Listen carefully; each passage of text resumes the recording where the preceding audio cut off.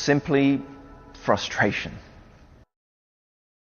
The pandemic just made everyone so isolated, and I was just sat on my hands, as some of us were. I couldn't believe I was shut inside, and I didn't even know who my students were anymore. I was wondering where everything was going, and the University Grapevine isn't a magic solution to all that.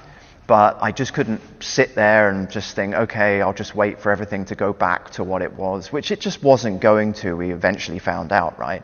So that frustration just kind of boiled up, and I thought, okay, what can I do? I think I know a lot of people. I think I know a lot of people who feel exactly the same way as I do about this. So let me start a community. So I got online. I wasn't much of an online person, to be honest. I figured it all out. I spent day and night getting people together, and eventually the response was just amazing. People were waiting to hear about this. They were waiting to hear a way we could connect more, and the community grew. And to be honest, eventually it was nothing to do with me anymore. I was just along for the ride. And as the community grew, we started to realize that what people really wanted to hear about was practical ideas, things they could really use with their students, especially at that point, everything online. How do I teach an online class? How do I know my students are doing things? How do I help them? Just all these burning questions that we had, and we had no idea how to answer. But people out there did have answers, and sharing was the key.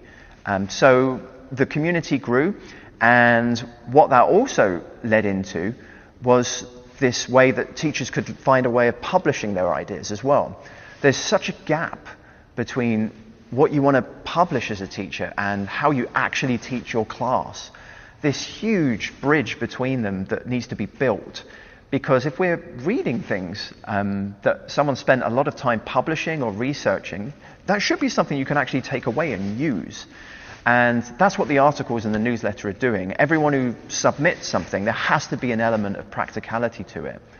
But it is a publication too. So the newsletter's a really good way of just bringing together the worlds of publishing and practical teaching. So that's it. Yeah, I hope the community keeps growing. I think it will. It keeps growing every day. It's kind of out of my control now, to be honest. As I said, I'm just along for the ride, and who knows where it's all going to go.